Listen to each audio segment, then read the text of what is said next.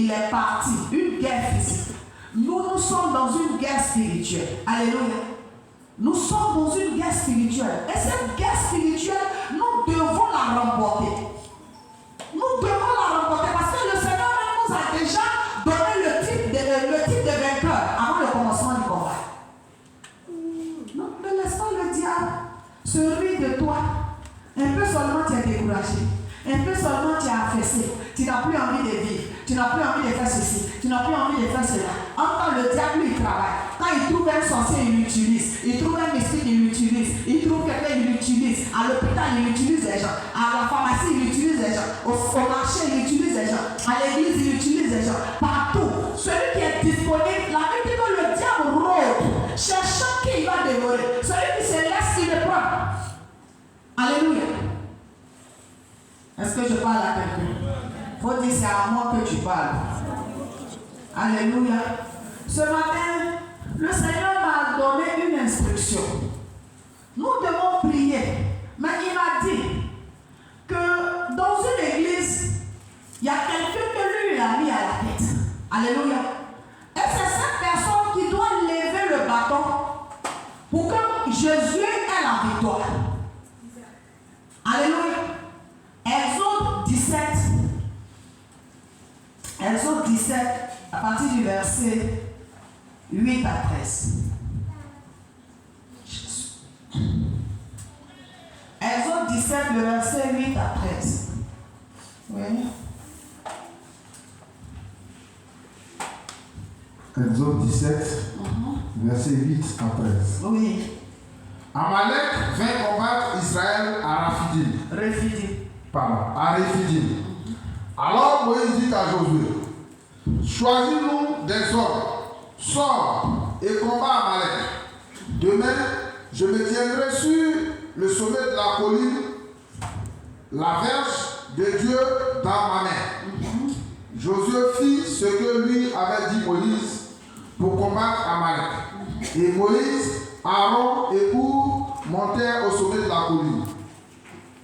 Lorsque Moïse élevait sa main, Israël était le plus fort. Et lorsqu'il baissait sa main, Amalek était le plus fort. Les mains de Moïse étant fatiguées, il prit une pierre qu'il plaçait sous lui et il s'assit dessus. Aaron et Our soutenaient ses mains l'un d'un côté, l'autre de l'autre. Et ses mains restèrent fermes jusqu'au coucher du soleil. Verset 13. Et Josué vainquit Amalek et son peuple en tranchant au tranchant de l'épée. Alléluia. Le Seigneur a été formel, il a ouvert mon esprit. Alléluia. On veut parler de la prière, on veut commencer la prière, on veut faire la prière. Alléluia. Amen. Peuple de la mission mondiale Exode. La Bible dit que Amalek veut faire la guerre à Israël. Alléluia. Amen. Et Moïse se tient où? Moïse s'en va au sommet. Alléluia. Lui, il ne va pas à la guerre. Il va au sommet et il dit à Josué, prends des gens et puis va combattre Amalek. Alléluia. Amen. Mais la victoire de Josué dépendait de la position de Moïse. La victoire de Josué dépendait des mains levées de Moïse. Est-ce que je parle à quelqu'un? C'est Moïse qui a la verge. C'est Moïse que Dieu voit. C'est Moïse que Dieu regarde. Alléluia. La victoire de Josué dépendait. La victoire d'Israël dépendait de ce que les mains de Moïse étaient levées. Alléluia. Donc qu'est-ce que où est Aaron? Ils ont vu que Moïse était fatigué. Quand Moïse levait la main, Israël avait la victoire. Alléluia. Quand les mains de Moïse s'affaissaient, alors Amalek avait le dessus. Amen. Donc ils sont venus, ils ont pris des pierres, ils ont mis sous les bras de Moïse pour que les bras de Moïse restent levés. Qu'est-ce que je vais vous dire ce matin? Nous allons commencer la prière. Mais la Bible dit quoi dans 1 Timothée 2? 1 Timothée 2, le verset 1. Il dit, avant toute chose, faites des prières pour tous les hommes. Alléluia. Priez pour les rois, afin que vous meniez une vie tranquille en toutes choses. Lisons un peu. Il ne faut pas y avoir trop paraphrase. 1 Timothée 2, Le verset 1 à 3.